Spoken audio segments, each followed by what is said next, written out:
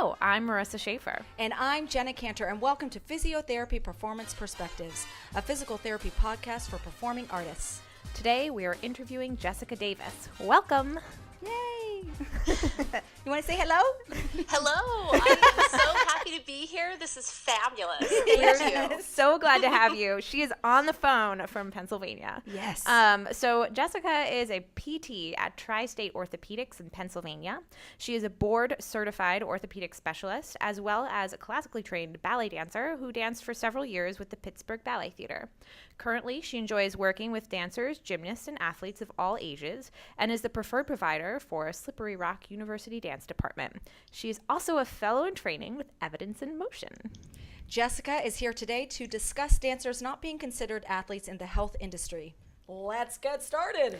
So we wanted to dive right in and just ask you why you wanted to discuss this topic.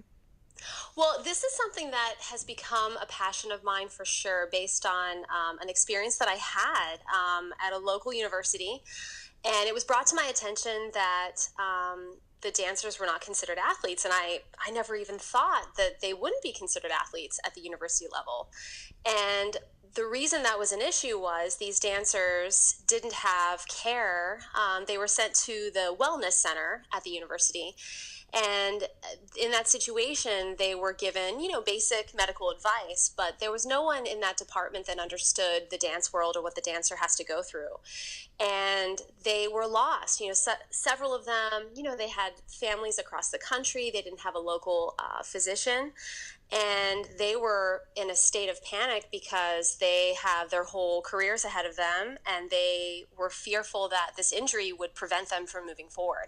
So when I found that out, I thought there's got to be something that I can do. And so I contacted the university and I asked them, hey, I'm a physical therapist. Would you be interested in allowing me to come to campus and just do screening for dancers, just educate them? Because I'm aware that they don't have services for them. And luckily the dance department was very happy that I would be willing to do that, and they were very accommodating.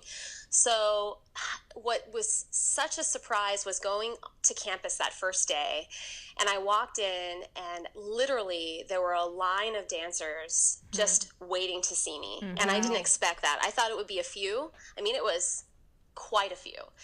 And it was incredibly rewarding to work with them, in the however many minutes I was working with them, to see their smiles light up and realize I understood the terminology that they were talking about. I understood their world, and to give them some advice about where they needed to go with their particular injuries and just give them some guidance. So it just got me thinking that there needs to be something that's there for these students because they need help just as much as the athletes on campus do when they encounter an injury. Absolutely. Yeah, I'm so glad you brought this topic to us. I've been very excited since you proposed this. So bouncing off what you said, often people do think of dancers as artists. How can a dancer be both an artist and an athlete? Well, it's funny, when I was preparing for this, I looked it up. I thought, let's look at the definition of what an artist is and the definition of an athlete. And if you look at the Webster Dictionary for the definition of an athlete, it says it's a person who is trained or skilled in exercise, sports, games requiring physical strength, agility, or stamina. And then if you look at the definition of the artist, it's a person who creates art, a person who's skilled at drawing, painting, a skilled performer, a person who's very good at something. So then I thought, well, I want to see what the definition of a dancer is. So according to the Urban Dictionary, which I liked this definition, so I picked it, it said it's a very hard-working athlete, usually talented and dedicated to the art of body movement. Yes. So that defines a dancer, correct? Yeah. It's a combination of both the artist and the athlete.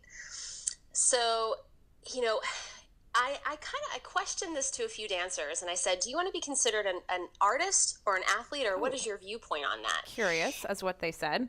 It was interesting to me because I would say it was about 50-50 because, 50% of them said, no, I'm an artist. This is, I do, what I do is art with my body. And of course, and they didn't want to be associated with the athletes because they don't consider that, artistic. And then the other percentage said, no, I want to be considered an athlete because I want credit for what I do with my body and the physical demands that are put on my body every day. Exactly. Yes. So, I think it's important to consider a dancer as both, and that's the beauty of dance. I mean, it's the awe and complicated nature of what we do. It's the combination of the two. It really is. Yeah, I would absolutely agree. So I wanted to ask you now, like you alluded to it a little bit before when you talked about the dancers just going to the wellness center and getting kind of general help. Yes. So why is it important for dancers to be considered athletes in particular? So, well, if you're looking at it strictly from the university level, right, that perspective, to be considered an athlete is important in terms of the benefits that they receive. So athletes at the university level will typically receive, academic scholarships, catastrophic injury insurance, basic medical, and of course access to athletic trainers. So they have a lot of availability of those services. So if you're looking at it from that perspective strictly, to have those services allocated to those dancers would be very beneficial. Outside of the university realm, I think it kind of is 50-50 again, whether a dancer wants to be considered. But again, it could be going back to that idea of it's important that the general public is aware of what dancers put their bodies through and the physicality of it. Absolutely. Yeah, absolutely. Being considered an athlete at the collegiate level affords students what kind of benefits? So, as I mentioned, the athletes at the university level receive benefits that are not limited to, academic scholarships, catastrophic injury insurance, basic medical, and access to athletic trainers. But the main thing that it offers, in addition to that, is, you get access to the medical professional right away. And so if we're looking at the evidence with injuries, one of the major things that influences the likelihood of something becoming chronic is when it takes too much time to get better when it's an acute injury, right? So an acute injury would be something that had happened recently. So if a dancer has an injury and then they don't have access to these physicians, then or medical care, then they're thrown out into the world and they have to seek out care and look for somebody that understands the nature of their injury. And depending on how much time that takes, that dancer is probably trying to dance through the injury or coming up with some type of compensatory mechanism to get through it.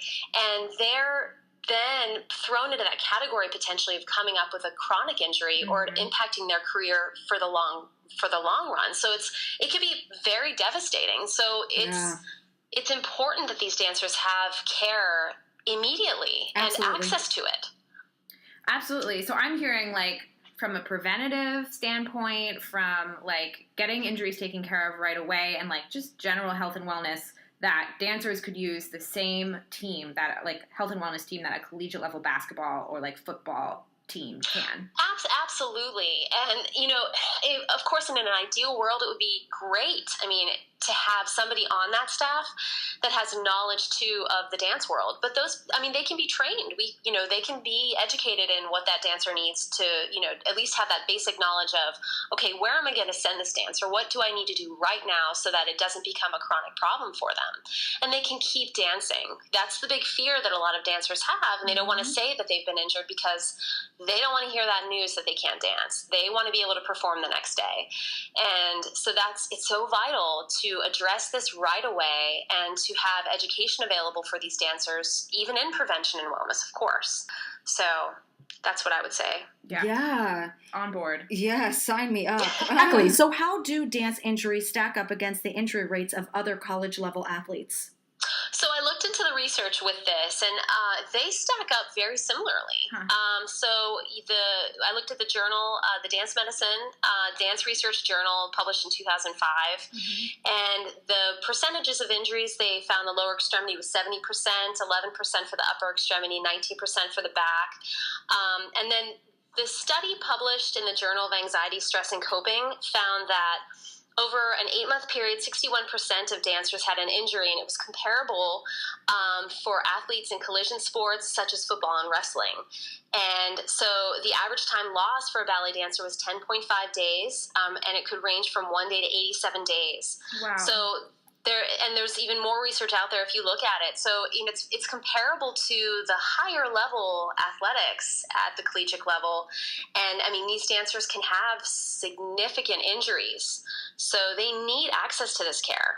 Absolutely. It's interesting that you mentioned, or the study mentioned, collision injuries. Yes. Because we don't really think about that in dance, but like how many times do you accidentally hit your head on the floor, or your partner accidentally drops you or kicks you or something like that? I mean, it is quite high risk. And the choreography. Yeah. You could be doing some crazy choreography that has you falling on the floor. Okay, so we've kind of determined that like dancers really could benefit from more care and like a bigger health and wellness team on the collegiate level. So how can we and all of our listeners advocate for dancers to be treated just like other college level athletes?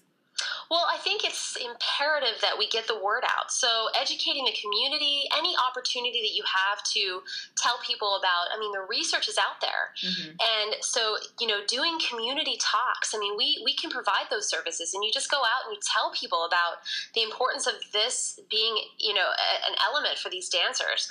And for the physical therapist, getting out and volunteering, doing, providing these type of talks, or going to a dance, the university level and offering your services, mm-hmm.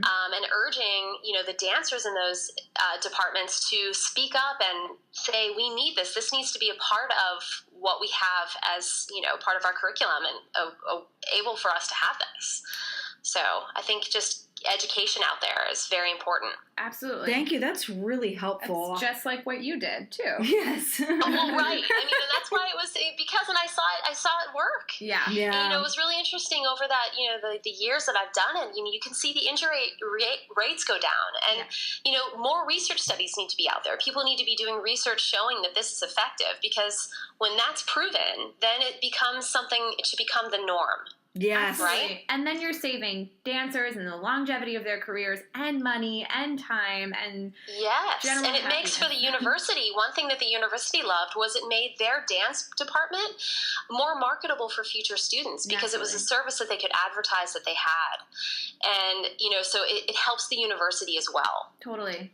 Yeah. Yep. We are happy to have you speak about this. Yeah. Wait, my favorite question though. Favorite question. So please tell us your favorite story of treating a dancer. My favorite story was working with a dance professor, actually.